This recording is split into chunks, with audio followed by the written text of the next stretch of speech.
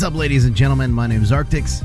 Today we continue our discussion with episode 8 or 9 or whatever the hell we're on. I think we're on 9. Metal Gear Solid. We're going to start the cast with Metal Gear Solid, the Encyclopedia. Basically going through the database, making sure everybody understands what's going on. And then we begin Metal Gear Solid 4, Guns of the Patriots. I'll see you guys in about a minute and 50 seconds.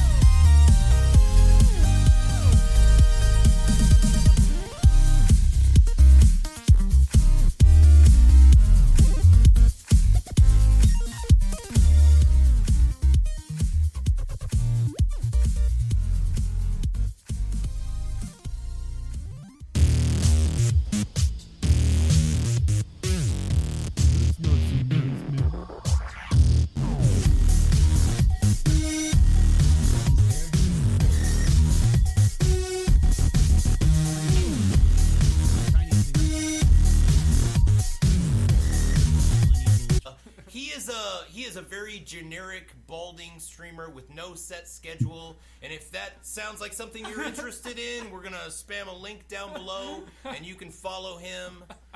He's got all kinds of great ideas like that. I would like to add to that, completely unwatchable.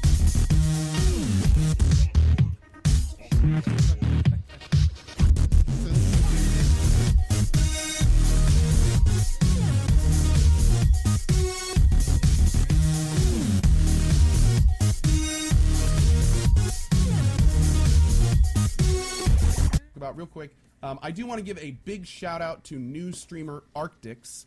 He is in the chat right now. Arctix is actually the gentleman who helped me hook up with City State Entertainment and Mark Jacobs, who I'm now talking to via email, which is kind of mind-blowing to me. But a big thank you to Arctix Mods. If we could link twitch.tv/Arctix channel. He is a beginning streamer, guys. He is going to be having some of this content on his channel as well. So something to think about, and definitely toss a follow.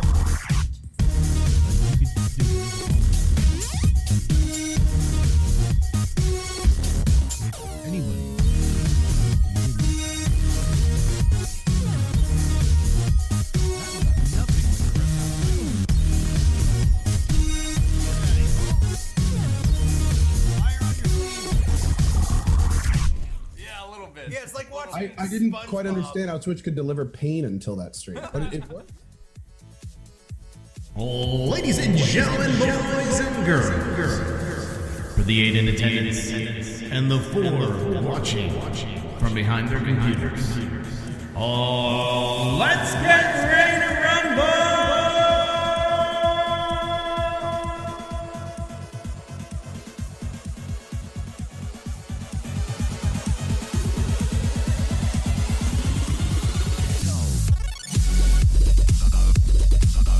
What's up, guys? My name is Arctix. I hope you guys are having a wonderful freaking day. Wonderful day. I had to do it. It was time to do the Michael Buffer. You know that there's a time when you know that there's a time and a place thing. Don't your parents ever tell you that? Like, there's a time and a place for this, or there's a time and a place for that. That was a time and a place to do that.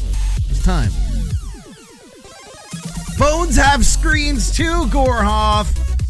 They have screens too. I swear. Welcome. Hang on. Wait. I was gonna sneeze. I decided not to. Just like that. Because I can do that. Because that's how I roll, dude. That's how I roll. Anyways, how the fuck are you people? Oh, I haven't seen you in a whole day. It's crazy. I know, right? We beat it. Metal Gear Solid 3. Done. We beat it. We're done with it. Done. Now we move on to Metal Gear Solid 4. We're playing this game. We'll play that game, but first, we're going to start off. This is an old flip version phone. Hang on, let me get that. I miss those push-to-talk phones. I like them. I don't know why people didn't like them, but I like them. But anyways,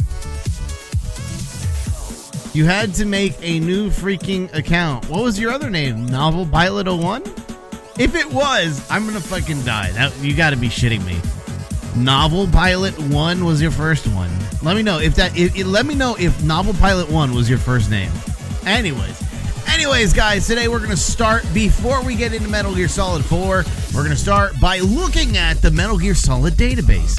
Now, a lot of people don't know about this thing, but when Metal Gear Solid 4 came out, there was so much hype, because at the time, the PlayStation was a brand new console, PlayStation 3, and everybody wanted to see Metal Gear on the next gen, right? PlayStation 3 at the time was the next gen, so everybody was like, come on, we gotta have something. So Konami and Hideo Kojima-san released something called Metal Gear Solid 4 Guns of the Patriot database, which was a free downloadable thing. You can't get it anymore. You had to download it to your PlayStation, and it was an interactive database. And basically, you could go through the whole timeline, you could go through all kinds of things, and then if you beat Metal Gear Solid 4, it'll unlock things, and there'll be like spoilers, and there's spoiler alerts, because after you beat it, you can go back and look at the whole Metal Gear Solid franchise, see where everything is, because it's very confusing for a lot of people, because it's a confusing ass storyline. That is so fucking confusing. So there's all kinds of twists and turns and whatnot, but importantly, we're going to go through just some of it so that we can figure out what's going on. And then we're going to start Metal Gear Solid 4. But before we do, we're going to restart the stream after that, okay? That's how we're going to do it. So sit down with me, relax, prop your feet up, do whatever you have to do, stretch, get a drink, sit down, relax. I said sit down twice because you need to sit down. There's a lot to go over, guys. We're going to attempt to go over this without spoiling anything. If I see any spoilers, I will slay you. Anyways, let's get into this thing, huh? What do you think? Well, before that, I do want to say that we're putting together... shush you. I'm in the works of putting together a co-op stream, if you would. We're going to put a video together, you know. I don't know if anybody noticed. I feel like we do need to talk about this just briefly. About the Nintendo president who passed away. You know, the Arctic Circle. Our condolences go out to Mr. Iwata. We're like this big compared to the rest of the world. But it doesn't matter. He did so much for gaming. So it's important that you guys know that he did pass away. Mr. Iwata-san did die. He was the president of Nintendo for me growing up, and I always thought it was Miyamoto, but apparently not. He's just a dev. He's just like a top level guy, but the actual president passed away of that corporation, and it's worth noting as gamers, pay your respects. He did a lot. Show your thanks by just keeping them in your thoughts. Positive vibes for the family. All right, with that being said, let's get into the game.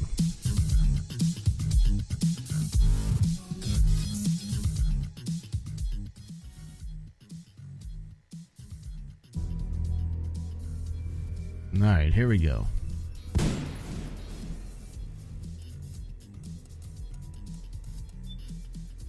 See, it's locked, but I can't unlock it. I mean, it's unlocked. I want to lock it.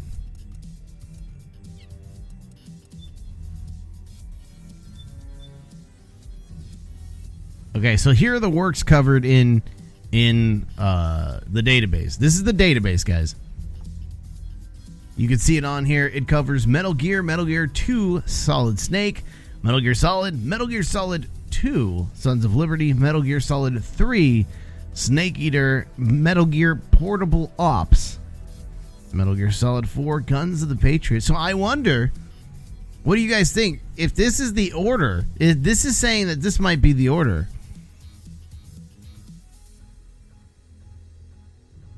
That's right, he was a programmer on Earthbound. So what do you think? Do you think that... Should we play Portable Ops before we play Guns of the Patriots? I can get it in 2 minutes. I'll let you guys decide as we go over this. I wonder.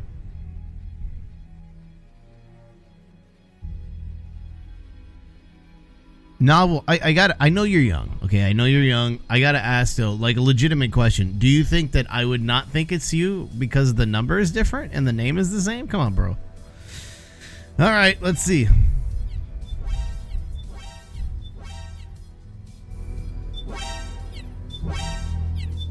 I can do that all day.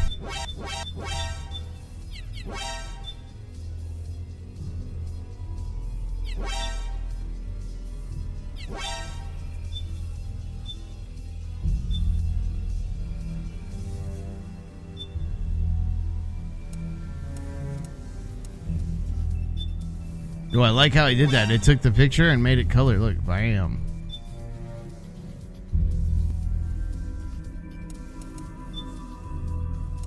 All right, let's see. What do we got here? Timeline. All right, Crimson Wolf, thank you for the host. Here's what we're going on. So in 1773, this is 3 years before they signed the Declaration of Independence. The Patriots are living in Boston formed something called the Sons of Liberty. Now, let's see what the Sons of Liberty are. I forget, how do we go back? Oh, that's how you go back. I gotta learn the controls here because it's a little different. Okay, so L1 goes back. Okay, so Sons of Liberty. It's the name of the terrorist group that surfaced after Solid Snake took over the Big Shell. Oh, dear God. Solid has borrowed the name from a group of patriots who instigated the Boston Tea Party in protest of the British Crown's excessive taxation in the American colonies. What's up, Crimson Wolf? Guys in chat, let me see some Arc loves for Crimson Wolf. Welcome to the stream, my friend. We're just getting started. 1789 inauguration ceremony for President Washington. I don't know what relevance it has, but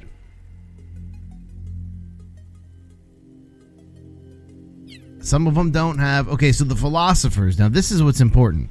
Now, if you guys remember, at the end of Metal Gear Solid 3, we recovered the philosopher's legacy. We took it from Boss.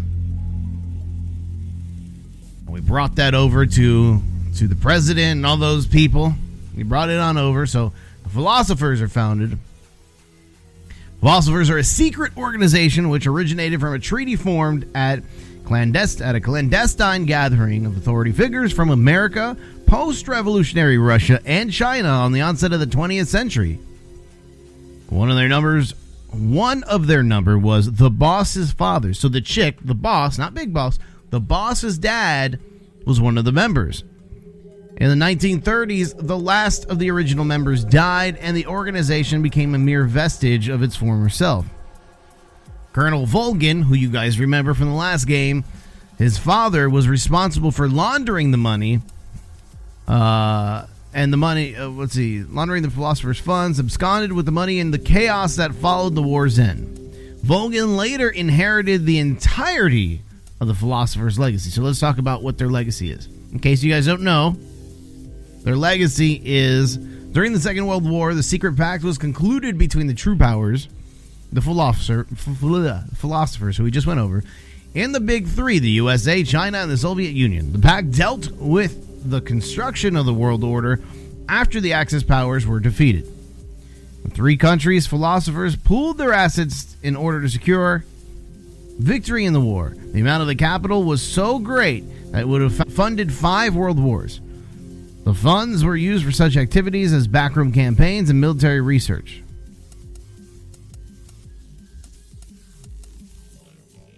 Yeah, there's more.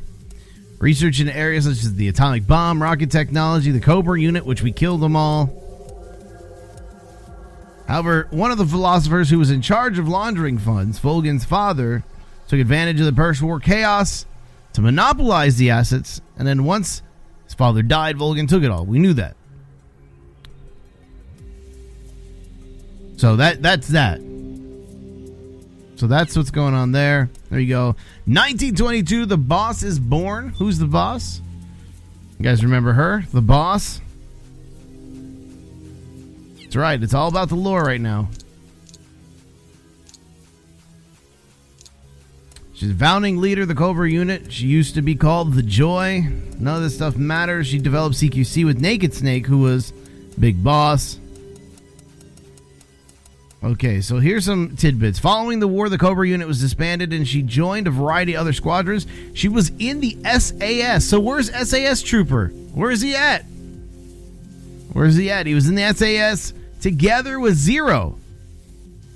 Together they formed a new organization. Let's see if we talk to Zero. We can't unlock that last little bit yet. Damn it. All right. And together they formed a new organization, which was the Fox. All right, so here, she participated in the Virtuous mission under Zero's command as a support member, where we know she betrayed us and gave 2 nukes, one of them called the Davy Crockett, there it is down here, to Colonel Volgin.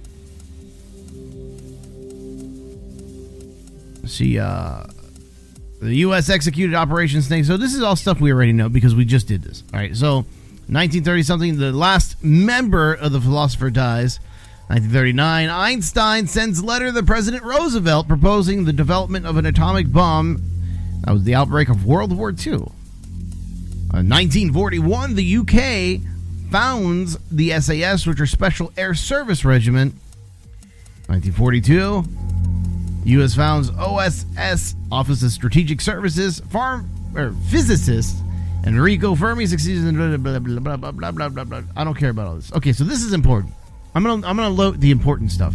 So this is boring to people who don't know about Metal Gear, but we're going through it because it's important before we start Metal Gear Solid 4. But give me a second. While we do this, guys, I'm gonna go ahead and download.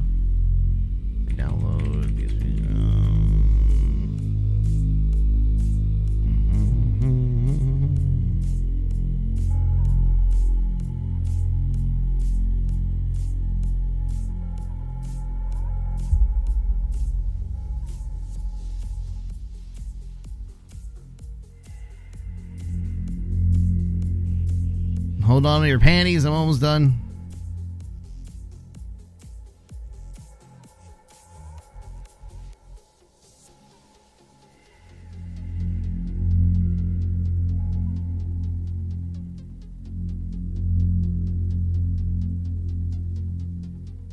All right, good. The Metal Gear Portable Ops is downloading.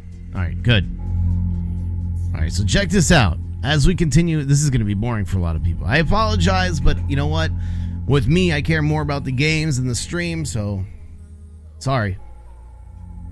That's what we're here for, to learn about games.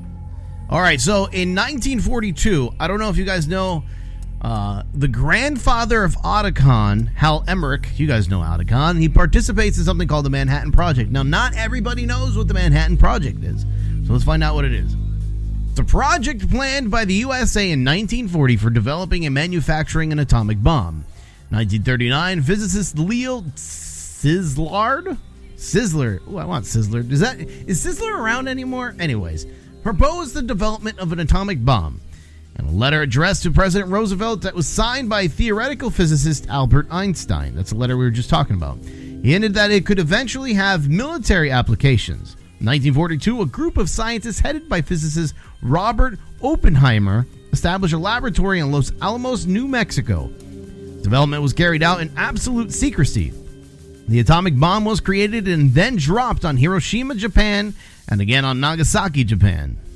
That's the Manhattan Project, was testing and creating nuclear bombs in a time that it wasn't available. So, the grandfather of Otacon, Hal Emmerich, did it. So let's see if this is it. So we're not going to go to that just yet. All right, so also in 1942, the boss forms the Cobra unit. That's right, Gorhoff. Adam, you're absolutely right. Adam's my dude. Anyways, 1944, the Cobra unit participates in Allied invasion of Normandy. We knew that. 1945, world's first atomic bomb is detonated in Alamogordo, New Mexico, USA. Atomic bombs are dropped on Hiroshima and Nagasaki, Japan, and the father of Otacon, also named Hal Emmerich, is born. So in 1945, his dad was born. In 1946, the world's first computer, ENIAC, is completed. In 1947, the CIA, you should know what that is, CIA is founded in America. It is also the year that the Cobra disbanded, the Cobra unit. If you guys forgot, I'll click on it real quick. The Cobra unit had the joy, the pain, the fear, all those people we just fought, basically. 1949, NATO, the North Atlantic Treaty Organization, was established. Soviet Union also tests atomic bombs at, Semipalatinsk, and Germany splits into East and West Germany. 1950, the United States President Truman orders production of a slew of nuclear warheads. That's fucking tongue twisting. The boss encounters Naked Snake and trains him in combat, demolition, and intel gathering techniques. So in 1950 is when the boss and Naked Snake meet and they train and he becomes her apprentice. Naked Snake, of course, if you do not know, is the big boss. Let's click on it. This is Naked Snake. If you forgot, it is not Solid Snake. It is not the same guy. This is Naked Snake. This is back in the 1950s and 60s. This is Big Boss's code name when he was still part of the Fox unit. The original Snake, from which Solid, Liquid, and Solidus were created, they were all clones of this guy, which we'll get into here in just a minute. He's the original. He was the original. It was not a clone. They cloned him. And we got Liquid, Solidus, and Solid. Solid being the most famous. And he was in the Fox unit. Here's the Fox unit. The Fox unit is an acronym for Force Operation X. That's what Fox stands for. Fox was a special services. Well, let's not do that yet. I changed my mind. In 1951, Mossad, the Institute for Intelligence and Special Operations, is founded in Israel. I don't know what bearing that has on this. Okay, so this is important. Nuclear tests take place in the Nevada desert. The boss is exposed to amounts of radiation in 1951. 1952. Werner von Braun outlines a plan to send humans to Mars. NSA, National Security Agency, is founded. They found the NSA in 1952. 1953, Nikita Khrushchev becomes first secretary of the Soviet Communist Party and walks in and okay, that doesn't matter. Well, I guess it does because they discover the double helix structure of the DNA. If you don't know what DNA is, get an education. 1952, the United States Navy launches the world's first nuclear submarine, the USS Nautilus. Hydrogen bomb is tested on Bikini Atoll, and Naked Snake happens to be there. Naked Snake, Godzilla, and the crew of a Japanese fishing boat, Diego Diago Fukurio Maru are exposed to radiation. Naked Snake and Godzilla, they did that. They had to have done that as a joke. Godzilla was exposed to the radiation, and thus the giant monster is Godzilla. So, there's that. Anyways, Secretary of State Dulles announced a new look policy in America. KGB is founded in 1954. So a lot of this shit's real, so pay the fuck attention. I'll educate you. In 1955, Albert motherfucking Einstein dies, pleading for an end to nuclear weapons. Well, you shouldn't have written a letter, should you have, dumbass? World Conference Against Atomic and Hydrogen Bombs holds its first session in Japan. No shit, cause we bombed Japan. Wow. 1957, the United States successfully tests first ICBM intercontinental ballistic missile. The Soviet Union successfully launches Sputnik 1. 1958, the U.S. successfully launches Explorer 1 satellite. Again, I don't know what that has to do with this. 1959, we're getting there, guys. 1959, the Cuban Revolution begins. Now, I am a half Cuban. I'm Cuban. My mother was born in Cuba. And this is kind of a side note. So, my mother was born in Cuba. She came to the United States when she was 6 on an airplane because my grandfather owned the railway system that ran through Camagüey. And my grandmother fought in this revolution. No shit. I got pictures of her holding rifles and stuff, fighting. She fought against Castro. And so just a little interesting tidbit. I have a little bit. I know that Towelie is also Cuban. I just don't know about his family, but I can tell you about mine. So if you are unaware, or if you're foreign, or if you're Norwegian and you don't know what the Cuban Revolution is, I'll educate you real quick. According to the Platt Amendment of 1901, Cuba became a de facto, oh wow, some names, some words, dog, de facto protectorate of the United States, dubbed America's backyard. A U.S. Armed Forces base was set up in Guantanamo, a city in the southeast facing the Caribbean Sea. After the Second World War, the dictator Fulgencio Batista, which is who my grandmother fought for, gained power through a military coup.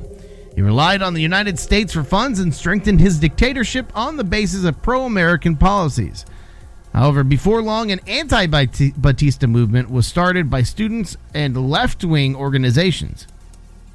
1953, an anti-Batista group led by a lawyer, Fidel Castro, also a douchebag, and his younger brother, Raul Castro, also a douchebag, but lesser of a douchebag, attacked government troops. The surprise attack ended in failure and they were captured, later escaping to Mexico. I didn't know that. While they were hiding in Mexico, they linked up with Argentine Che Guevara. I can never say it because I know it as Guerrera. Other people call it Guevara. Basically, the guy you see in the picture for change, with the multicolored thing. You know what I'm talking about? Anyways, they linked up with him. They tried. Raul and Fidel tried. They failed. They went to Mexico, went to Argentina. They met Che. Che inspired them. They started a guerrilla war against Cuban government troops and occupied the capital, Havana, in 1959. Castro established a revolutionary regime, and the Cuban Revolution came to fruition. Before long, Cuba took a confrontational stance with regard to American funds. This is met with an unsparingly attitude by American Presidents Eisenhower and Kennedy. Castro drew closer to the Soviet Union and rapidly converted to socialism. The revolutionary regime was purged of former pro-American factions. So basically, anybody who believed in America and America's views and political views was kicked out of the group that Castro took over.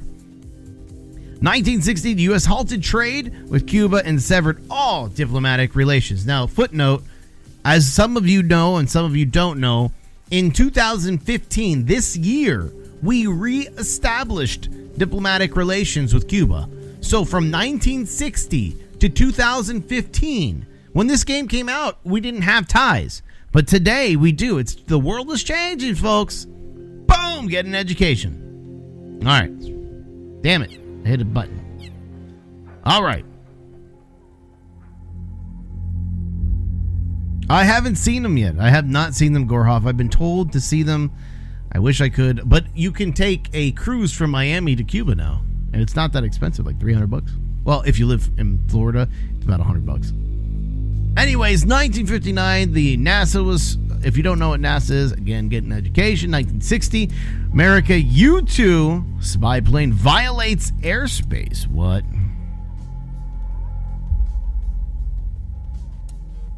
1960, Soviet Premier Khrushchev announces missile aid to Cuba. 2 NSA code breakers, Adam and Ava, defect to the Soviet Union. Now check this out. Adam, ding. This is important to understand. Adam, we were supposed to meet Adam, right? He's a former NSA code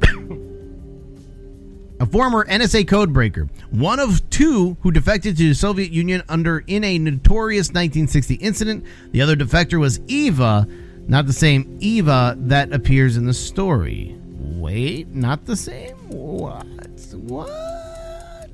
That's right, Adamski. You have it right, Gorhoff. Ocelot.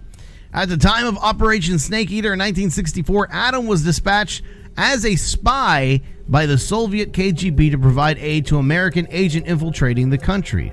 However, Adam failed to make contact with the agent Naked Snake, and Ava was sent to make contact with him instead. The woman calling herself Ava at Groznygrad was actually a spy for Communist China. Remember, Eva wasn't Eva. We still don't know her name. Her name is not Eva. She was a spy. She was also a triple agent, posing as an American agent that came over to the Soviet Union to act as an agent for Khrushchev, but she was actually spying for China, not for them. What's up, Feed? Welcome to the channel. This is Education Hour. We're bringing everybody up to date on the Metal Gear Solid story so everybody knows what's going on. So, Naked Snake met with Ava, who he thought was one of the NSA code breakers who came on over, but she ended up being a triple agent for Communist China.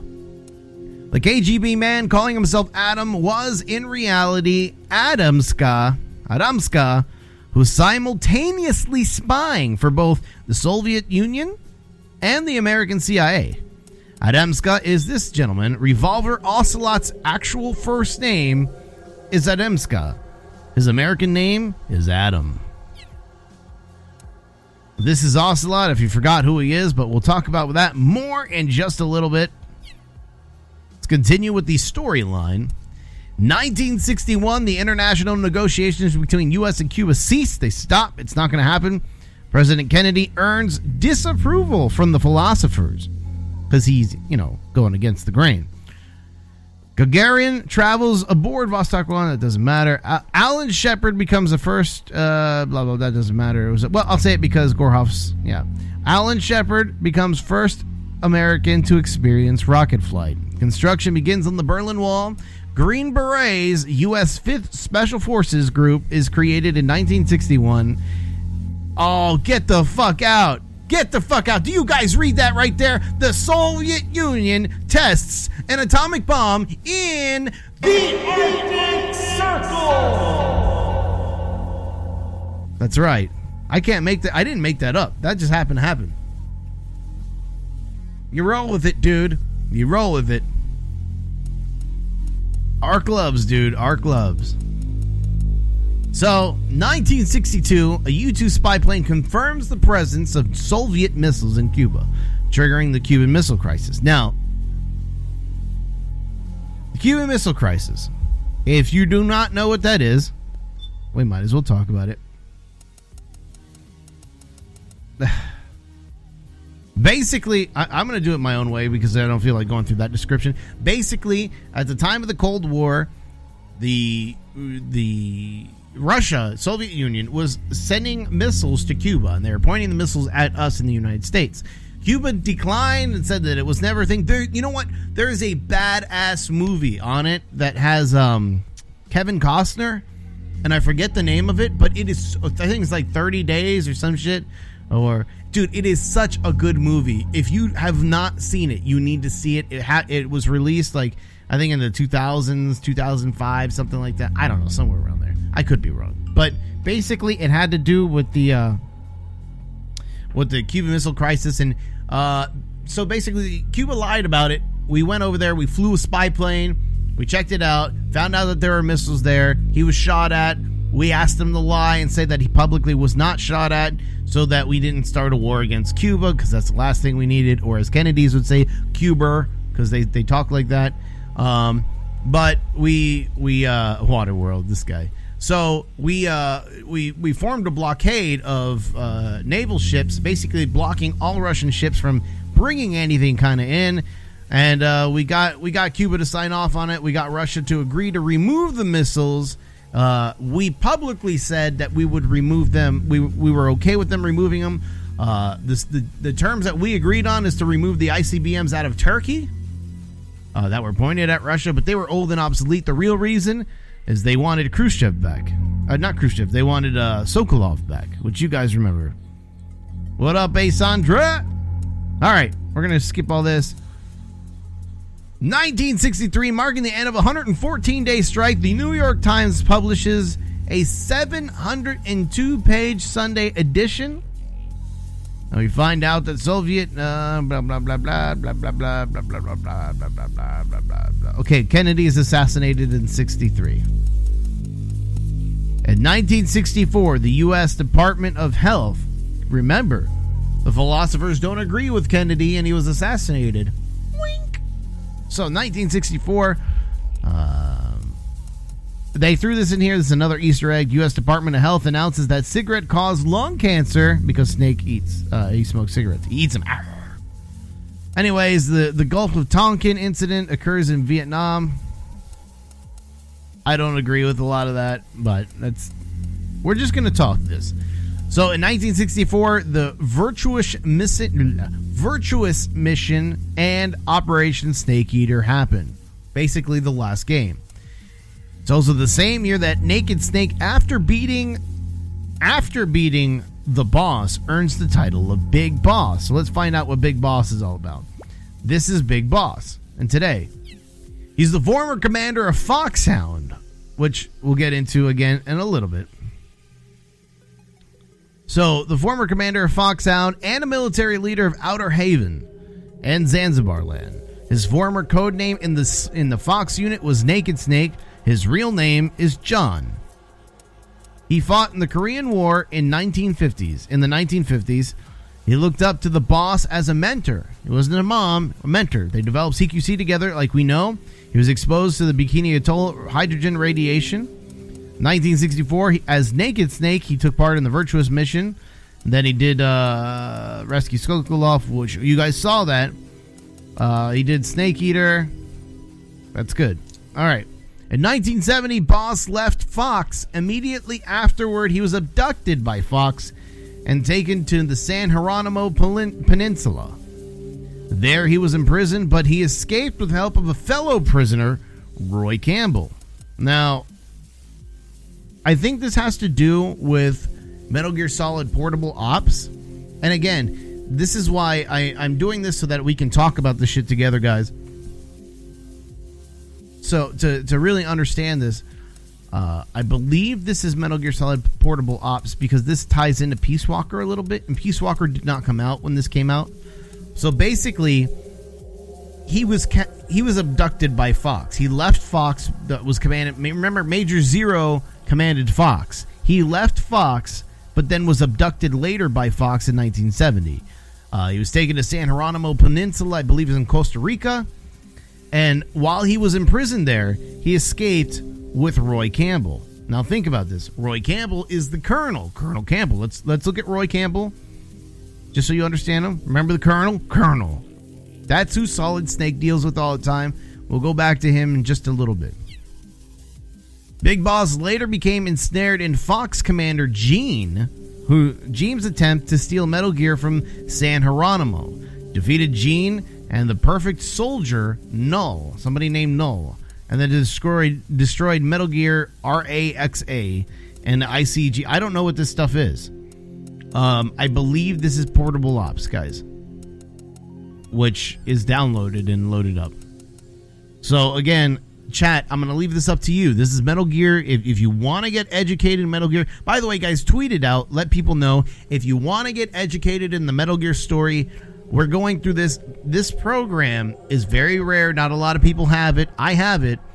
And I'm going through the whole fucking thing just so that we can bring everybody up to date. So if you like Metal Gear Solid and you want to know how things work, we're going to go through them. Let people know on Twitter. So knowing this now, this is a huge page of the Metal Gear Solid history. We can play Portable Ops before we play 4. I mean, it's up to you guys. Or we can play 4 first and then go back. It doesn't matter. Doesn't matter.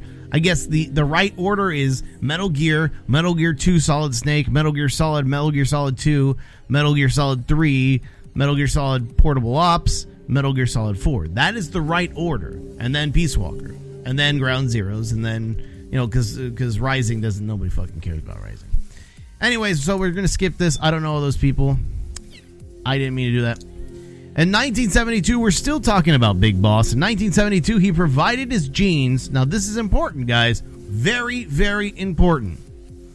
In 1972, he provided his genes to the Patriots for, you know, the Patriots are the philosophers. They changed their name to the Patriots. 1972, he provided his genes to the Patriots for their Les Enfants Terribles project. I tried. 3 clones of Big Boss were created. However, Big Boss himself was outraged by the way his DNA was used and broke off from the Patriots. He became a lone soldier, drifting from country to country. He later joined and the 3 clones are Liquid, Solid, and Solidus.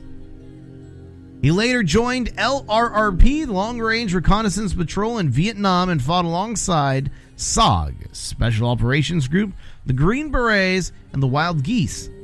Later, he became a mercenary who appeared in numerous territorial and ethnic conflicts around the world. He achieved near mythical status, even becoming a minor media celebrity at one point. After that, he served as a combat instructor and worked to reintegrate former child soldiers into society. Big Boss was also reunited on the battlefield with Frank Yeager, the soldier formerly known as Null. He took Frank and his foster sister, Naomi, back with him to the United States, where he helped... Wait a minute. Damn it. No! Oh, I lost my spot. This is important. I think I fucked something up.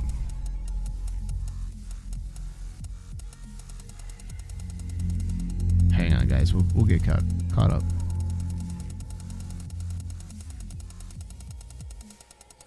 All right, here we go. Okay, so we're gonna skip this one. Don't look. Don't read that one. We just read it all. It doesn't matter. Null being... See, okay, if you guys see the little 4 on the bottom right, I don't know if you can see that. You see the 4 right there? That means that it was locked, and it should have been unlocked because it contains spoilers. So, we're going to skip that.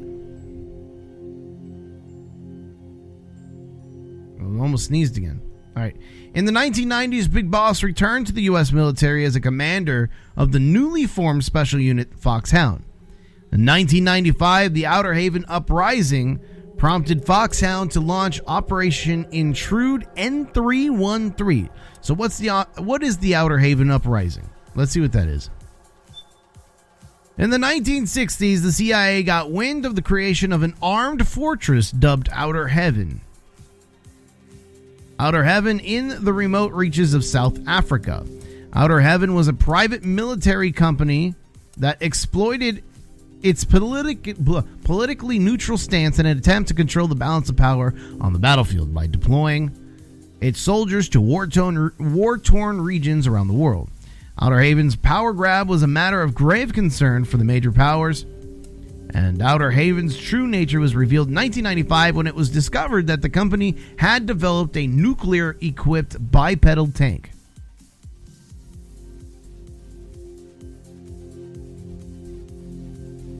Alarmed by its capability to produce weapons of mass destruction, Special Units Foxhound to investigate. Foxhound sent its best soldier, Gray Fox, followed by new recruit Solid Snake, The mission was codenamed Operation Intrude N313. They basically came in. The U.S. was like, "Yo, they can't have those bipedal walking tank. They can't have that. That's a threat to national security." So they sent in their Foxhound unit, led by Gray Fox, with rookie Solid Snake. The operation of their intrusion was called Intrude N313. Several days after Foxhound was dispatched, Outer Haven was destroyed, and an inexplicable earthquake that struck the area.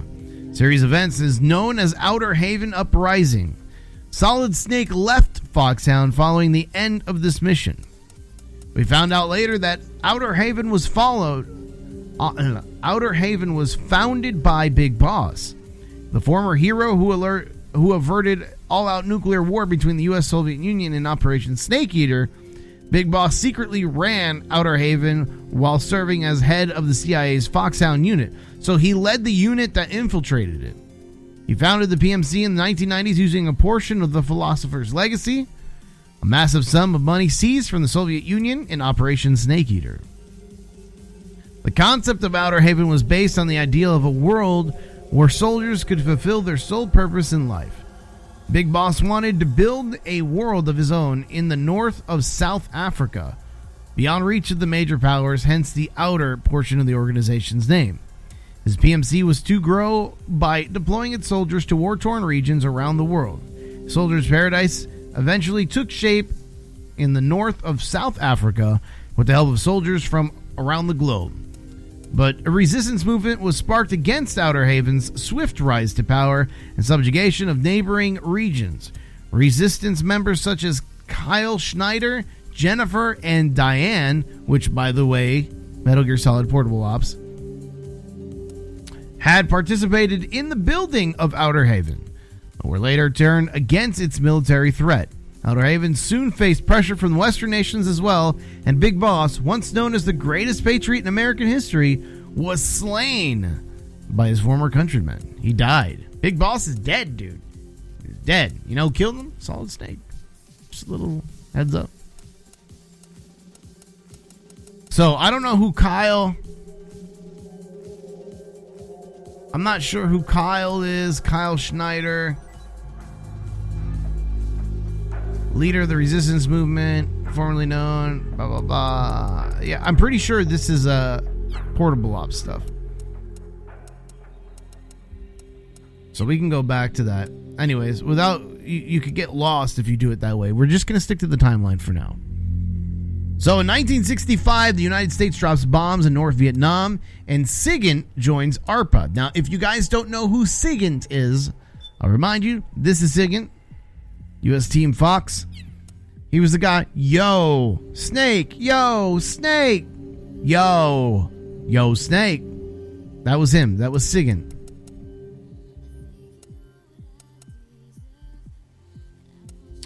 He was responsible for inventing a bunch of shit. So basically, Major Cyril, during the 1960s, hired a black man, which is kind of rare. He was kind of a maverick. The codename SIGINT came from Signal Intelligence. We knew that. He is responsible for inventing much of Naked Snake's equipment in Metal Gear Solid 3, including the binoculars and the Rykov mask. Now, who's Rykov? There's Rykov Rydenovich. Ivan Rydenovich Rykov. He's a crew major and second in command at Groznygrad to Colonel Volgin. He's also the Colonel's lover. Colonel be gay, yo. Solid Snake killed his dad. It's buffering for you guys? What the fuck? It shouldn't be. Adam, is it buffering for you, bro? In 1966, the U.S. Department of Transportation established the EMT Emergency Medical Technician Response System. Now, here's why it's important. It was started... the details don't matter, but basically it was done by paramedic. She was the founder of all that. 1968, Soviet Union invades Czechoslovakia. Ava, after the Naked missions or Naked Snake missions in Metal Gear Solid 3, Ava disappears in Hanoi. Who's Ava? That's Ava. We forget. But she's not really Ava. She's not the Ava. She's just going by Ava. In 1969, the U.S. Apollo program puts its first man on the moon, and the U.S. Department of Defense and ARPA established ARPANET, the basis for the Internet. What is ARPANET, you ask? Internet Prototype, a computer network developed in 1969 in the Behavioral Science Divisions of Information Processing Techniques Office and at the Advanced Research Project Agency, ARPA, of the U.S. Department of Defense. Research on the network began during the Cold War as a communication system in the event of a nuclear strike from a hypothetical enemy.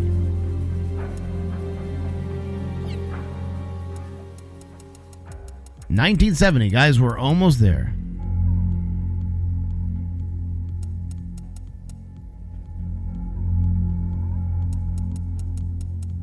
That's crazy that it's buffering for you guys. And so, in 1970, the first paramedic system is introduced in Seattle, Washington, USA. San Geronimo Peninsula Insulin. That's so hard to say that. Sorry, guys. I'm talking a lot because I'm reading this stuff, so bear with me if I trip on my words a little bit. The San Geronimo Peninsula Incident. Successor project ends. Major Zero disbands the Fox unit. So, 1970, the Fox unit is done. Major Zero's like, fuck this, I'm out. And then the U.S. orders Big Boss to become the new Fox Hound commander. So, in 70, the Fox unit is disbanded and Fox Hound is created. The U.S. leadership acquires the remainder of the Philosopher's Legacy. So in 1970, the U.S. leadership acquires the rest of the Philosopher's Legacy, whatever's left, and the Philosophers change their name to the Patriots. 1971, Soviet Union launches, that doesn't matter. Okay, 1971, Les Enfants Terribles project commences. Now let's talk about that because it's important. It's a project. Hang on. Okay. It's a project launched in 1972 to artificially produce the ultimate soldier. The man chosen as the archetype for the project was Big Boss, who was already a living legend among mercenaries and who possessed many of the qualities desired for the ideal soldier. Analog cloning techniques and the super baby method were used to produce two clones, Solid Snake and Liquid Snake. Liquid Snake, Solid Snake. Now, there's a third clone, Solidus, but we'll get into that later. 1971, Big Boss establishes the Foxhound unit after he was ordered a year earlier. That doesn't make sense. Okay, so in let's see, what's Foxhound? So here's Foxhound. Picture of Foxhound. Foxhound Special Forces Group. There you go. A special ops unit founded by Big Boss in 1971. Its members are given a Foxhound code name. The group was founded when its precursor, Fox, went renegade, and a new unit was created in order to eliminate it, thus its name. In keeping with Fox, its primary function is to carry out one-man infiltration missions, procuring all weaponry on the field and leaving no trace of its presence. The unit's first commander was the legendary mercenary Big Boss. The second commander was Roy Campbell, also known as Colonel Campbell. Foxhound was highly regarded after its successful one-man infiltration missions during the upheavals in Outer Haven and Zanzibar land. Foxhound emblem is in the Foxhound emblem in use at this time was comical in design. Okay, I guess it was a joke. All right, in 2005, an active unit of Foxhound went renegade on the island of Shadow Moses, a situation which came to be called the Shadow Moses Incident. An ex-member of Foxhound, Solid Snake, quelled the rebellion, and the unit was disbanded. Foxhound has not been reinstated since the Shadow Moses Incident. The so-called Foxhound that Raiden believed himself to be a member of only existed as digital data, a virtual unit created by the Patriots to trick Raiden. In 1972, Les Enfants Terribles gives birth to the sons of Big Boss, Solid and Liquid. In 1973, we're going to skip past that. 1973, the U.S. launches a Skylab space station. and the ground troops withdraw from Vietnam. We're going to skip 75, 76, and all that stuff doesn't matter. 1979, the Soviet invades Afghanistan, and a new Cold War begins. Frank Yeager, also known as the Ninja, also known as Gene, which we'll learn from the Portable Ops game, rescues an orphan Naomi from civil war in Rhodesia. Rhodesia is just some place. That doesn't matter. 1981, the U.S. launches Columbia, the world's first space shuttle. Let's see, where's the next thing? 1985, represent. Gorbachev's new administration brings the Soviet Union into a post-Cold War era. 1986, the space shuttle program stalls due to Challenger explosion. The Human Genome Project is proposed. If you don't know what that is, we'll talk about it real quick. The human genome is a complete set of genetic information in which each living creature is called the genome. It refers to a complete DNA base sequence including genes. The Human Genome Project is set out to decode all human DNA, and in 2003, all base sequences were decoded. So they learned all the basics of DNA in 2003. Remember, some of this stuff is true, guys. 1986 was also when the Soviet nuclear power plant blew up in Chernobyl. 1989, the Berlin Wall falls, and Raiden goes to war as a child soldier in Liberia. Raiden, if you forgot, is this guy. Nobody cares. It's Raiden. His real name is Jack. Basically, he's a VR-trained digital-era Special Forces unit member. He was responsible for resolving the Big Shell takeover incident as a new recruit to a newly reformed Foxhound unit, which was a lie.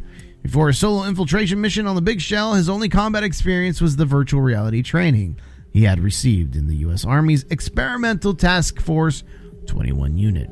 At the time of his deployment, he was operating under the codename Snake, but his alias was quickly changed to Raiden after the discovery that the leader of the terrorists shared the same name as Snake. It's Metal Gear Solid 2, guys.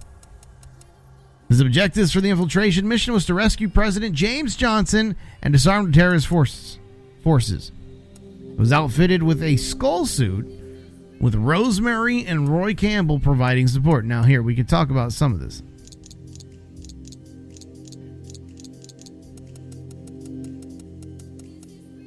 Oh, Zimbabwe? Okay, right on. So, James Johnson was the president. You guys remember this guy? We had to kill him. He was the 44th president of the United States. James Johnson rose to the presidency following the fall from grace of then President George Sears. This guy, he was a patriot. We know that. 43rd president of the United States. After learning, he was the president. George Sears was the president when the Shadow Moses incident took place. And after learning of Secretary of Defense Jim Hausman's plot to destroy all evidence of Shadow Moses, he countermanded the aerial bombing run and removed Hausman from his post, saving Solid Snake's life in the process. He later acted as the ringleader of the Big Shell takeover under the name Solid as Snake. This is the guy that tried to kill us. Look at his hand. Wasaid. Anyways, we'll get into this stuff. You can get lost if we keep going. So, anyways, the skull suit. You guys remember the skull suit? That's the skull suit that Raiden was wearing. There's all kinds of details. This is Rosemary, if you forgot who she is. She's Raiden's lover. He called her Rose. She's formerly an American military data analyst. She was moved to combat support to replace a previous operator for Foxhound after they were allegedly in an accident. The colonel, the AI colonel, fabricated by Arsenal Gear's AI, suggested to Raiden while on his mission at the Big Shell. Okay, this stuff doesn't matter. See? Fake Raiden, or fake colonel. An illusion created within Raiden's brain by GW that offered him instructions on the mission. So so that you guys follow along, when Raiden was doing his mission, he was never talking to the colonel. He was talking to a program that GW created. According to Ottocon's hypothesis, it is likely the result of signals emitted by GW, which stimulated the nanomachines within Raiden's brain, organically operating the synapses within unused portion of gray matter.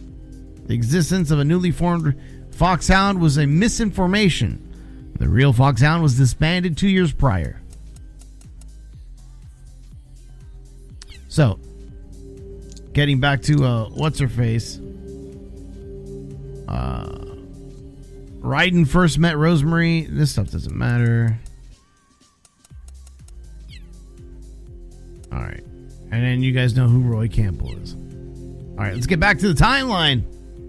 In 1990, Iraq invades Kuwait. East and West Germany are reunited. 1991, Gulf War commences. Soviet Union also collapses. The Commonwealth of Independent States rises in its place. 1994, Strategic Arms Reduction Treaty is ratified. 1995, here we go. Back to important stuff. 1995 is during the Outer Haven Uprising. What is that, you ask? In the 1990s, we talked about it just briefly. In the 1990s, CIA got wind of the creation of an armed fortress dubbed Outer Heaven in the remote reaches of South Africa. It was founded by Big Boss. Big Boss ordered, blah, blah, blah, blah, blah. You guys get it all. Okay, so we get that. 1996, United Nations adopts the Comprehensive Test Ban Treaty. 1999, we're almost there. We're like right there at the end, guys. Bear with me. What up, Star-Lord? What up, girl? 1990 is the Zanzibar land disturbance. So let's talk about that because that's Metal Gear 2 Solid Snake. In 1999, the terrorist streak of the Central Asia nation of Zanzibar land spiraled out of control. What began with the seizure of nuclear weapon disposal facilities around the globe to gain military superiority continued with an attempt to gain economic superiority through the abduction of the brilliant Czech biologist Dr. Keo Marv, who had developed the Oilix microorganism for refining oil. Alarmed by the situation, the U.S. government called upon Foxhound to initiate Operation Intrude F-104. Solid Snake had already retired from active service, but Roy Campbell, Commander Foxhound, called him back in action to infiltrate Zanzibar land and rescue Dr. Keo Marv. Snake was provided with a motion-sensing radar and was supported over the radio by Foxhound survival instructor Master Miller. You might remember him from the first game, the first Metal Gear Solid. He was there, but it was actually Liquid Snake posing as him. Jacob and Johan Jacobsen. Wow, what a name. Hey, my Norwegian should know about this guy. He's an expert on the Zanzibar land wildlife and George Kassler, who provided intel. Snake made contact with CIA operative Collie White, who was in the midst of infiltrating Zanzibar land tower, and Gustava Hefner was protecting Dr. Keo Marv. He went on to defeat the mercenaries Running Man, Night Fright, Jungle Evil, Black Ninja, Red Blaster, and the Four Horsemen. And they're reunited with, I guess those are bosses from the second game. And then reunited with Dr. Drago Petrovich Madnar, from whom he finally learned the name of Zanzibar Land's military leader. Zanzibar Land's leader was former Foxhound commander Big Boss. Big Boss had been defeated by Solid Snake in Outer Haven, only to be revived by Dr. Madnar's Snatcher project. So Snake killed him in Outer Heaven. And then he found out that he was alive. Once he was alive again, he did the Zanzibar land again. So he was alive the second time too. Dr. Madnar saved him with the Snatcher project. It's super confusing. So you guys want to really try and pay attention. You're not going to find another caster that'll go over the details of the story like this for you.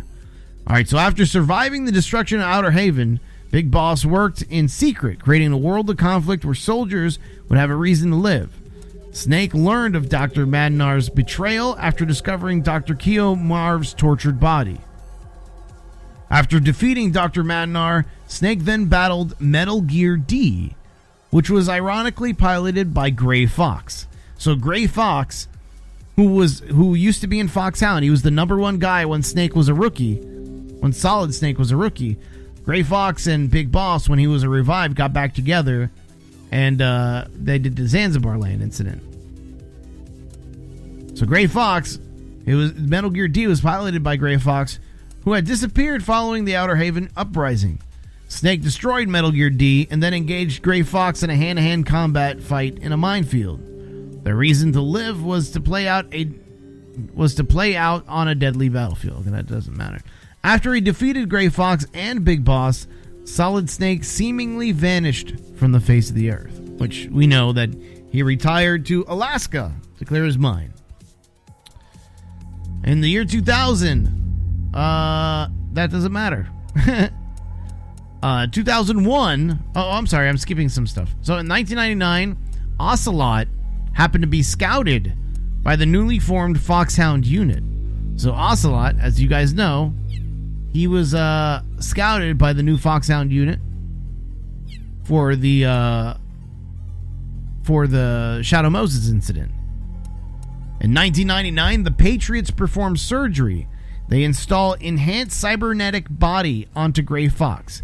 After Snake beat the shit out of Gray Fox in Zanzibar Land, the Patriots funded a new cybernetic body for Gray Fox, which is why he became the cybernetic ninja, the cyber ninja. In 2001, multiple joint terrorist strikes. That's September 11th. 2003, multilateral military strike launched upon Iraq. In 2005 was the Shadow Moses incident. Now, if you guys forget, that's the first game that we played, Metal Gear Solid: The Twin Snakes, where we fought Liquid and we seemingly killed Liquid, but Ocelot, who had lost his arm, cut Liquid's arm off and had it put on. In 2007, the Manhattan tanker incident, which is where they found out that the military, the Marines specifically, developed their Metal Gear Ray, and the ship was blown up. They saw Solid Snake on it, and they thought Solid Snake died on there, but the remains they found were actually of Liquid, who was missing his arm. It's when the construction of the Big Shell started. In 2009, in the Big Shell incident, pay no attention to that for. In 2009 was the Big Shell incident. That was also Metal Gear Solid 2. That's where you played as Raiden. We stopped them from creating Arsenal Gear, where they were creating a whole bunch of Metal Gear Rays to try and defeat everybody. So, okay, everything from then on, it doesn't matter because it's part of the story. So now you guys are caught up. Now, this is where it gets important. And Gorhoff, I apologize, you don't have video, so you're going to want to watch the VOD. But this is where it gets important. Manuz, what is this? We're going over all the Metal Gear Solid story as we enter the Metal Gear Solid 4, which ties everything together. So if you're interested in anything Metal Gear Solid, I would take time and I would watch this shit because it's very important.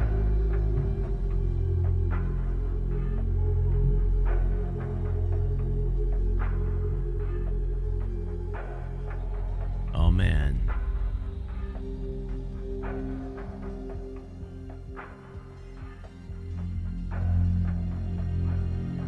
Here we go.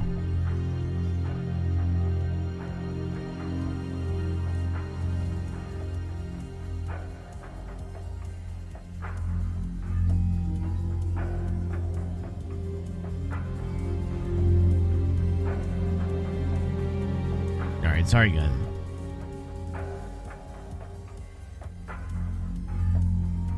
What's up, Easy E? Welcome back to the Arctic Circle. Sorry, guys, I don't mean to bore you. This isn't for everybody. We're going to leave this on here for people. It'll probably be a YouTube video. All right, here's the relationship chart. This is important. This is important.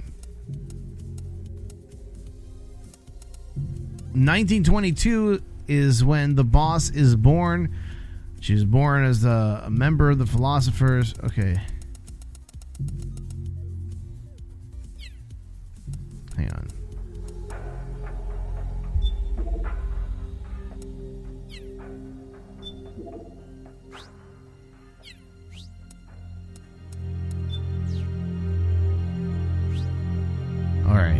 I don't know what the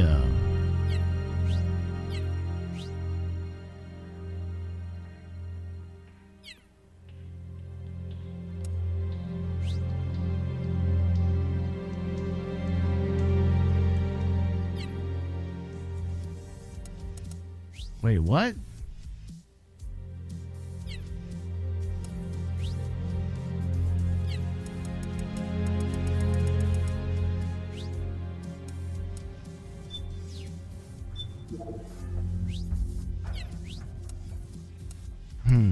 Something's not right.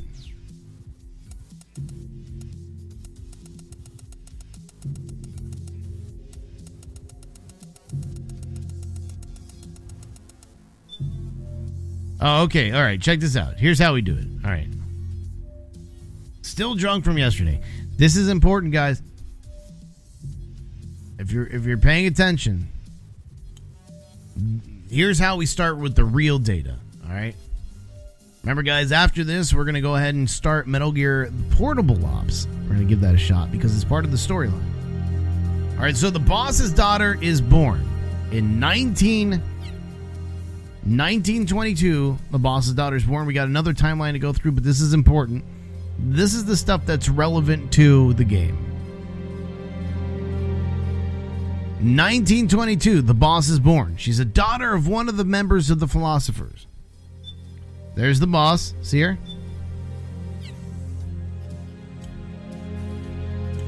Her parent is part of the Philosophers. Just one father. Unnamed guy. Okay?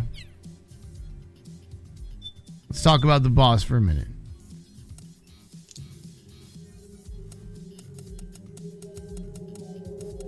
We already talked about her. All right. 1942. The boss establishes the Cobra unit. There's the boss. Let's look at everybody. Here's everybody on here. Remember her father, the boss. She creates this unit. We'll start with the Fury. We'll start the order that we killed them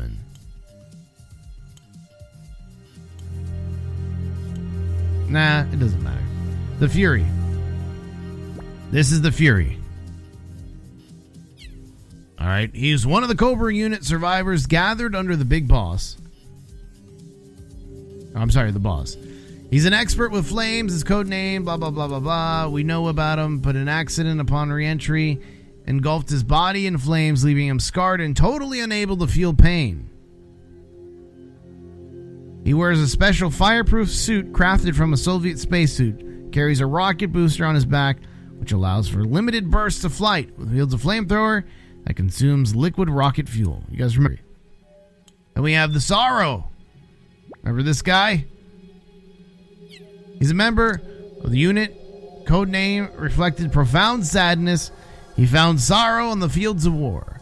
He's also called the Medium Soldier for his ability to converse with the dead and to channel their spirits into his body. The Sorrow fell in love with the boss, who gave birth to their child on the battlefield. That child, however, was soon abducted by the Philosophers. In 1962, the boss, who remained with the CIA, and the Sorrow, who had returned to the Soviet Union, met as enemies in action. The Sorrow met his end in Dironovo, somewhere in Russia, and he was killed by the boss.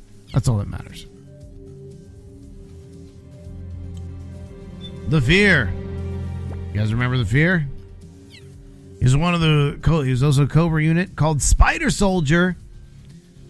He double jointed in both of his elbows. He was able to climb and swing among trees freely.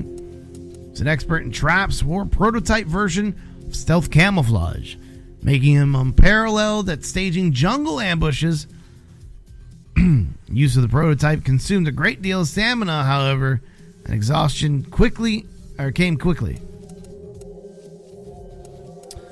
Hang on. His weapon of choices were William Tell and Little Joe, a crossbow, and a Western blowgun which fired bolts tipped at the venom. Doesn't matter. The end. The father of sniping. The ancient sniper. We're just going to go over them more briefly. And the pain. He used the sound produced by the wings of the queen wasp contained within his backpack to control wasps at his will. He cultivated wasps with particularly virulent... I can't say that word. Anyways, it doesn't matter. You get the point. So in 1950, John Naked Snake becomes the boss's disciple. So you see here, there are the peoples. And then she trains him after the Cobra unit was there. She starts training him. So here's John. John is Big Boss's code name. He was in Fox. 1964. Virtuous mission and Operation Snake Eater commence.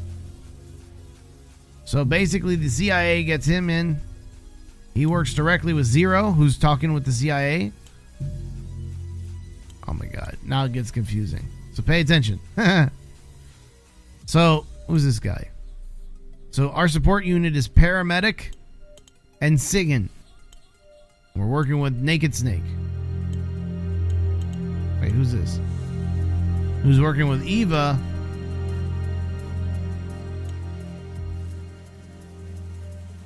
Wait, she loved Granin? I don't get it. Wait, how do you see the legend? See, there's little... Yeah, that got complicated really quick. Alright, so, wait a minute. Let's look at... We already talked about Sigan. Talk about Paramedic real quick. That's Paramedic. She's offered medical intelligence via radio. Her nickname at the time was a quack, a reflection of her constant chatter, out her skills as a physician. Oh, can't talk about that. Really? I didn't know that. Damn. Alright, so basically let's talk about Eva. There's so much shit going on here, guys. Pay attention to the circles. See, this is Fox, the member of Fox. This is the USA. There's so much shit. You can, Spin! What's up, dude? Thank you. Death by Boners. Spin is my dude. Guys, listen, I want all chat to do me a favor here. Listen, guys. Do me a favor and click on Einar's name. I know him as Spinister. Or Spin, or that one guy. Click on Einar in chat. Please give him a follow. Let me know in chat that you are following him because he just started streaming not too long ago, and I want to help him out. So do me a favor. This is kind of a low view cast because we're not playing a game yet. We're talking about data, but make sure you click on Einar's name and you let me know in chat. Tell me in chat right now that you followed him because he's a friend of mine. And he deserves your follow. Give him some love, man. Give him some love. All right, getting back to all this crazy fucking bullshit. By the way, I want to play some more Mortal Kombat. Hello, Predator is out. Thank you, Easy. I appreciate that. All right, so obviously he's working for the CIA. Now, here's the thing. He's a triple crosser. Look at Ocelot. At this point in the story in 1964. Ocelot is working with the CIA. So Ocelot was working with Fox the whole time. We thought he was a bad guy, but he's not. He's part of the whole group. He's in the KGB, in the USSR, and in the USA. He's a triple crosser. So here's a little bit about him, and we can't talk too much about him because there is so much we could spoil for the fourth game. We're not going to do it. So his real name is Adam Adamska in Russian. He's known and feared among the Afghan guerrillas as Shalashaska, former Spetsnaz major and Foxhound operative. His code name with the Foxhound was Revolver Ocelot. Gore, I hope you're paying attention, my friend. This is where it gets good. This is Adam. Throughout his career, he played a double and triple agent planted within a host of organizations. He's a quick shot and an expert at torture. He's also a huge fan of spaghetti westerns. His weapon of choice was the single-action armory. He was able even to hit concealed targets by causing bullets to ricochet around objects. During the Shadow Moses incident, the cyborg ninja cut off his dominant right hand, which he replaced with Liquid Snake's right hand. Liquid's will remained within the arm, however, and took control over Ocelot's body, creating Liquid Ocelot. Liquid Ocelot, which we won't talk about. He then... Oh, God. Stop it. He then formed Outer Haven, mother company to the world's 5 largest PMCs. He was raised by the philosophers. Now, wait a minute. Now, think about this for a second. Ocelot was raised by the philosophers. How was he raised by the philosophers? His mom was the boss. The boss's kid was Ocelot. This whole time that we played Metal Gear Solid 3, when the Sorrow and the boss had a baby, his baby was Ocelot, also known as Ademska. He was raised by the philosophers. He participated in the founding of the Patriots. He was there when the Patriots were founded. His mother was the last survivor of the philosophers, the boss. His father, the Cobra unit's medium soldier, the Sorrow. He was born on a battlefield in Europe during World War II with the name Adam, but was abducted immediately after birth by Philosopher's operative. For nearly 20 years after his kidnapping, he had no contact with his mother. In the 1960s, Adam, Ocelot, made the rank of major as a young elite in Russia's military. He later became captain of the Ocelot unit, an elite team of operatives within the GRU's Special Forces, Spetsnaz. He participated in the theft and development of the Shagohod together with Colonel Volgin and the boss, while squaring off against Naked Snake, who had infiltrated the Soviet Union in 1964 to recover Sokolov. Ocelot attempted to manually load rounds into his automatic pistol, a Makarov, but failed when the weapon jammed. After that encounter, he switched to a weapon devoid of jamming issues, the revolver, which he used exclusively thereafter. He specialized in handling twin guns and grew to enjoy the tension born from having to pause to reload his weapons. Taking inspiration from gunplay and trick ricochet shots, his aesthetic drove him to such feats as juggling with 3 single-action army revolvers. His allegiance with Colonel Volgin and the GRU during the 1960s was far from the result of shared ideals. Ocelot was actually a spy for the establishment KGB, which stood in opposition to the GRU. He reported every detail of the GRU's revolt back to the KGB, and plotted to use the American spy, Naked Snake, in order to destroy Grozny Grad. At the same time, he was also a spy for the American CIA, charged with securing the country's secret funds, the Philosopher's Legacy. In 1964, Ocelot's official file reads as follows. After the fall of the Soviet Union, he joined Special Purpose Police Squad, then the Tax Police Assault Unit. Later, he worked in the Special Operations Division of the Foreign Intelligence Service, until he was scouted for the American Foxhound Unit.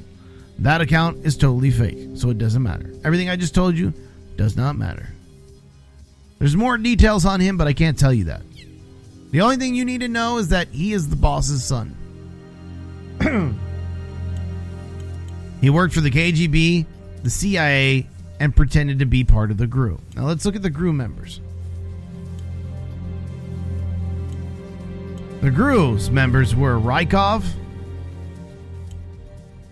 Johnny, which is important, Granin, and Eva. Eva was in the GRU. Oh, it's funny, Sokolov's not there because he wasn't in the GRU. Let's talk about Rykov.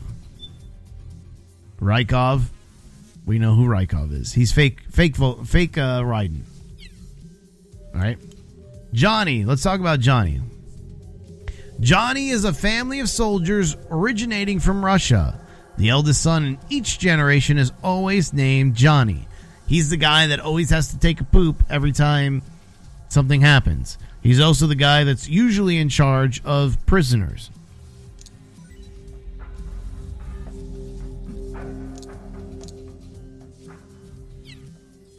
Well, we can talk about that one. That's not that much of a spoiler. The first Johnny to appear takes place in the role of a prison guard at Grozny Grad Fortress in the 1960s. He wore a full face mask embroidered with a J and encountered Naked Snake as a member of Spetsnaz, the GRU's Special Forces unit. This Johnny's grandson appeared in a prison guard on Shadow Moses Island, 2005. He also showed up as one of the Russian Gurukovich soldiers occupying the Big Shell in 2009. After the Big Shell incident, he returned to the U.S. military and became a member of Rat Patrol 01, earning the name of Akiba, which you'll learn more about in the future. Elementalist says, so when he tried to shoot Naked Snake before he jumped down the waterfall, did his bullets misfire or did he intentionally not shoot him? I think he shot him, but I think he also knew that he was going to kill him to play character. So let's talk about Granin, because Granin is important. This is Granin, if you guys forgot. He's the guy who was drinking a lot. Granin is basically another genius developer of weapons and whatnot. He laid the groundwork for the SS-1C mobile ballistic system, which basically short-range Scud missiles. His government recognized his patriotism, awarding him the Order of Lenin. Just an award, who cares? Under Volgin and founded by the philosopher's legacy on the development of what he called the true revolutionary weapon, a bipedal walking tank. The government's interest shifted to Sokolov's Shagohod, and Granin's project was canceled. Granin is the reason we have Metal Gear today. Granin's idea was for a walking tank with legs, a bipedal walking tank that could shoot nukes. Sokolov's was a tank that had a rocket to it that would limit where it can go. So they didn't go with the walking tank. They went with Sokolov's. That proved to be a failure and ended up going with his after he was dead. He gave all of his data to Eva, who we think is Eva, but she's also triple agent for China. 1964, Granin cooperates with Naked Snake. Secret of his betrayal was short-lived, though, thanks to his bug shoes he wore, a gift from Tatiana. Alright, now let's talk about Eva.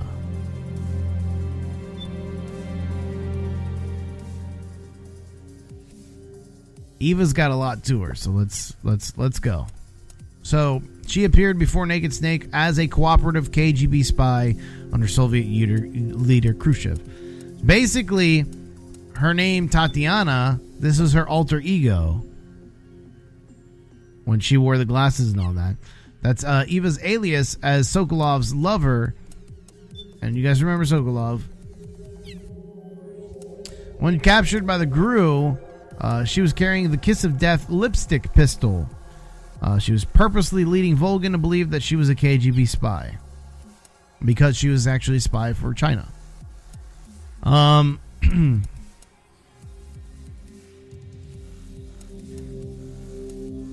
After hearing the boss's true intentions, she tells everything to Naked Snake in the form of a debriefing on the boss. Basically, she worked with the boss while she was over there.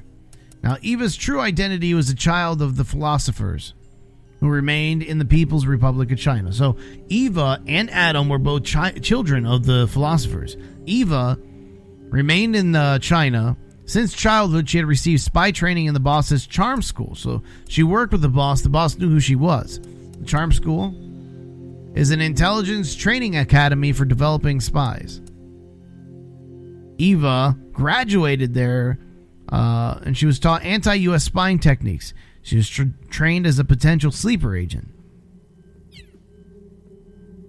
She eventually joined the Liberation Army General. That none of this matters. There's so much, guys. Okay, so she took place of a real Eva, sent in by the KGB during Operation Snake Eater, and attempted to steal the Philosopher's Legacy. Stockpile. We know what that is already. The microfilm, however, proved spurious. A real article fell into the CIA's hands. Chased off by the Chinese government, Eva fled to Hanoi in 1970s and then disappeared. All right, we can finally move to the next one. 1964, Operation Snake Eater debriefing. So the boss, a naked snake,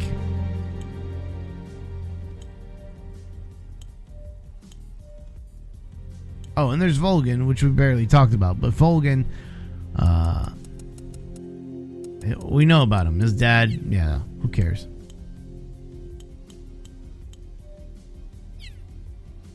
(1964), Naked Snake was awarded the title of Big Boss. Yes, the real Eva, oh, well, not yet. The real Eva was dead. So, 1964, the boss, the philosophers, the boss, there's Ocelot, her kid.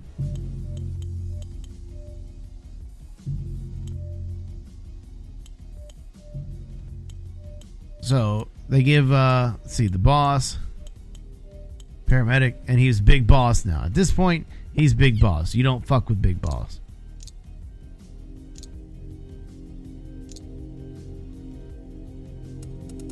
There's a lot to talk about Big Boss. We'll get into that here in just a minute. 1970, CIA plans the transport of intercontinental ballistic ICBMs, basically Metal Gear. The Big Boss is involved on it. Gene, Zero, Cunningham, Null, Python. This is the Nintendo game, guys. Paramedic worked with them. I didn't know that. So, 1970, CIA plans transport of intercontinental ballistic Metal Gear. Sigint works with Zero as the Fox unit, and Zero controls. Zero's units are Python. This is Python. Again, I think from the PSP. It's a member of Special Units Fox. He was Naked Snake's teammate back when Snake was in Fox. After the boss vanished in the 1950s, Naked Snake and Python became comrades in arms. But Python was wounded on a top-secret mission in Vietnam, disrupting his body's ability to regulate its internal temperature and causing it to spiral out of control. Python left Fox for a time, but was later able to return to the battlefield by wearing a liquid oxygen cooling suit and injecting a special cooling needle into his head. He was designated as an anti-snake soldier in preparation for a potential attack by Naked Snake. Upon his return to Fox, Python specialized in covert wet works, assassinations. His cooling suit enabled him to freeze anything, even bullets. CQC was useless against him because it was too dangerous to make direct contact with him. We're talking about the new units of Fox. Then there's Gene. Gene is important as well. This is Gene, the leader of Fox, following Naked Snake's departure from the unit, who subverted Fox Commander Zero's authority and established his own. So there was an uprising, and he took over the Fox unit from Zero. His code name was Viper. He was a product of the Successor Project, designed to create the perfect battlefield commander to command the perfect soldiers. Gene's intense charisma gives him the power to win people's hearts and minds. He also possesses ESP abilities that enable him to defeat Null with a single direct mental blast. Gene took over the Soviet base on San Geronimo Peninsula and stole the intercontinental ballistic Metal Gear ICBMG. He issued a threat to the CIA that would launch that thing into the Soviet Union. His goal was to throw off the philosopher's yoke and build Army's Haven, a paradise for soldiers. So, Army's Haven is Gene's idea. Big Boss got the idea for Outer Haven from him. A paradise of soldiers that Gene attempted to establish in the 1970s. Basically, a nation of mercenaries, consisting of only those with superior talent. See, at the root was Gene's idea that superior military force should be used. Anyway, that's that. Then we have Elisa. Elisa's Fox chief medical officer. She's in charge of keeping Null under control and monitoring his culture tank. Ursula, Fox's precog, is Elisa's alternate persona. So Ursula, this is Ursula. Fox's precog. Ursula's in the alternate persona of Elisa, Fox's chief medical officer. She collaborates with Jean in his plan to steal Metal Gear on the San Geronimo Peninsula. She had a vision of Naked Snake bringing the world to ruin and attacked him in Metal Gear RAXA. That Metal Gear, this thing right here, a performance test model of the ICB-MG developed by Nikolai Sokolov, creator of the Shagohod. Its 4 legs are protected by rolled homogeneous aluminum alloy armor plating. It's piloted by Ursula. It attacks with homing missiles and a Gatling gun. So basically, if you're following along, guys, Sokolov, even though he created the rocket tank and Granin created the walking tank, Sokolov changed his design after the Shagohod and created Metal Gear Raxa. And the first appearance is in Portable Ops, so we do have to play that before we play 4. I thought 4 was next. I don't own it, but we'll play it. Wink, wink. I used to own it. I think I own it. I think I do. I think I have. I can look for it. I'll take a break and I'll go look for it. Anyways, so Ursula, she gained her powers of ESP when she was exposed to radiation in a nuclear disaster in the Oro Mountains in 1957. Her other, Elisa, gained ESP abilities. She tried to stop Jean's madness, but she was defeated by his Zero Shift, I guess, which is his mental blast. In her last moments, she delivers a prophecy of Naked Snake's future. Cunningham, let's talk about him. He's another member of the new Fox unit. That's him. He's a big, robust, strong-looking black guy with 1 leg. I think the leg's also a gun, maybe. Fox's former prisoner interrogation specialist. His code name was Boa. He's master of torture, whose favorite implement is the stun rod. His philosophy regarding torture is to apply just the right kind, just in the right amount, in just the right location. During his days of Fox, Cunningham was wounded in the leg while on a mission for the CIA, subsequently retired from the unit. In 1970, he joined Jean's rebellion on the San Geronimo Peninsula while wearing a prosthetic leg. He reveres the boss as the mother of special forces and feels bitter anger towards the CIA for forcing her to die in a foreign land and for taking control of Fox. In reality, Cunningham was not loyal to the CIA, but he was a spy planted within Fox's ranks by the CIA's rival, the Pentagon. His objective was to undermine the CIA's authority, as well as to obliterate the base of San Geronimo with a Davy Crockett missile. And of course, we have Null. This is Null. He's the cybernetic ninja without the cybernetic yet. He's a soldier developed by the CIA, dubbed the Perfect Soldier. His code name Null befits his status as a non-entity, without feelings, memories, or even a serial number. After each mission, Null is sealed in a fluid-filled culture tank, where he undergoes complete sensory deprivation to reset his memory. This sharpens Null's senses so that he experiences each mission as a newborn babe enters the world. It allows him to recognize and learn his enemy's techniques faster than any normal human could. Once sent on the battle, Null uses his machete to dispatch his opponents. With the inhuman agility of a carnivorous beast, Null eventually becomes the soldier known as Gray Fox. And in 1966, Mozambique was embroiled in a struggle for independence. This stuff doesn't matter.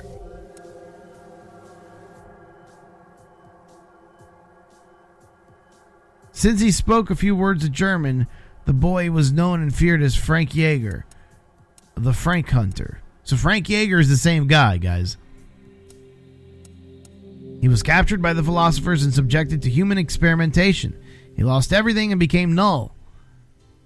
The one who finally freed him was Naked Snake. So Frank Jaeger is the true name of Gray Fox. Frank Hunter, also Gray Fox.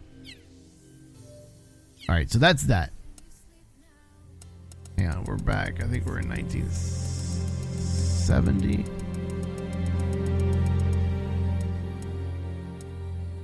So 1970 is the San Geronimo Peninsula incident, which we just talked about. No. So this is 1970. This is basically the game Metal Gear Solid Portable Ops. So Snake works with Roy Campbell. Big Boss, we should call him. Big Boss works with Roy Campbell, Zero, Sigint from ARPA, and Paramedic. So the same old team. Zero still has the same team. And the Department of Defense? Question mark. Their enemies are the New Fox team. I mean, they're Fox too. The New Fox team was headed by Gene. We went over these guys. Oh, there's more. There's more guys. So here's the only guy. There's Ghost and Jonathan. So let's talk about that real quick.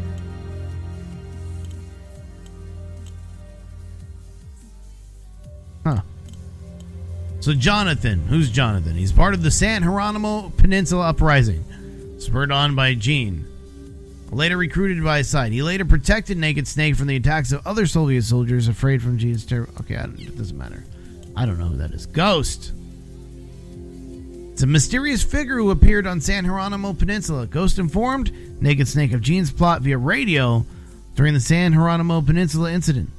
His true identity was Shagohod developer Sokolov. Okay, so we understand what's going on here. This is talking about Metal Gear Solid Portable Ops. Again, if you're interested in the story, this is important. I do apologize if this seems a little lackluster, but this is to teach you guys what's going on in the Metal Gear Solid story.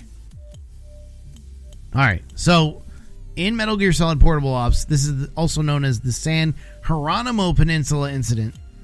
Snake works with Roy Campbell of the Green Beret. Roy Campbell is a former unit's Foxhound. He's monitored, he was a U.S. Marine, a Green Beret, and a member of Delta Force. While the Green Beret, he was sent to the San Geronimo Peninsula on the coast of Colombia, where he shared a fateful encounter with Big Boss. The peninsula housed a Soviet base cut off by the Soviet Union, held at the time by renegade members of the Foxhound, or the Fox unit. Campbell trained in psychology and used his powers of persuasion to recruit the remaining Soviet forces, joining Big Boss in the struggle against Fox. Naked Snake is in Portable Ops. We'll be playing that after this. Ultimately successful in suppressing the renegades, Campbell joined Big Boss's special unit Foxhound.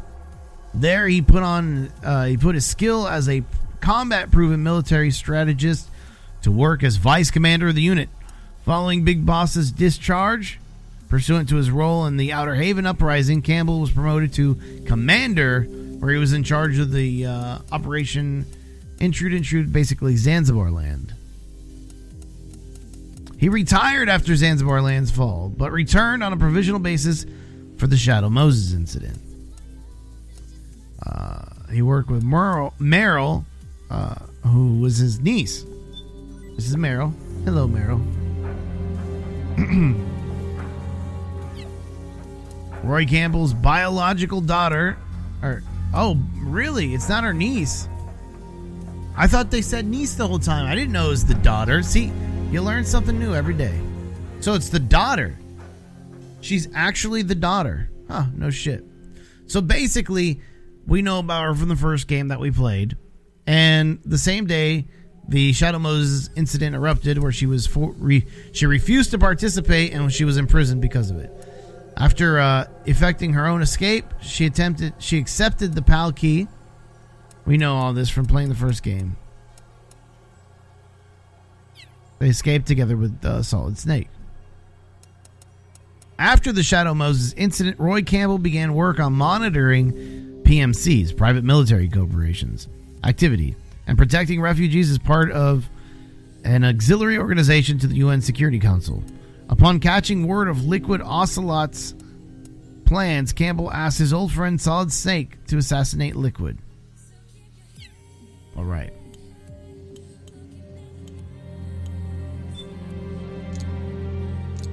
So, let's go back to Sigint real quick. Sigint is working with Zero. Remember, he's part of Zero's unit. Sigint was the guy, yo, Snake, yo. Well, his real name is Donald Anderson. And after Operation Snake Eater, he joined ARPA and began research on networks that would lead to the bases of the internet. He joined Zero's Patriots and later became, well, damn it, we can't talk about that either.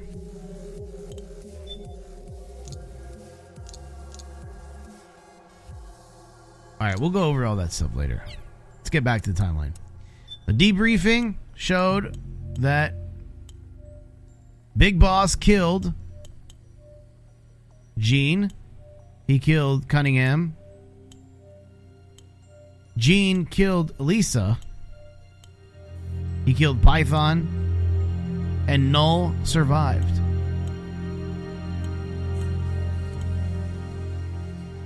Ocelot killed the director of the CIA. What?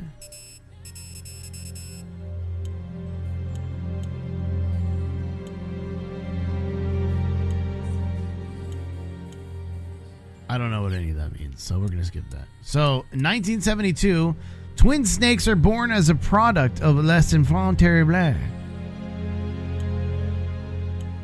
So, we're going back here. Solid Snake.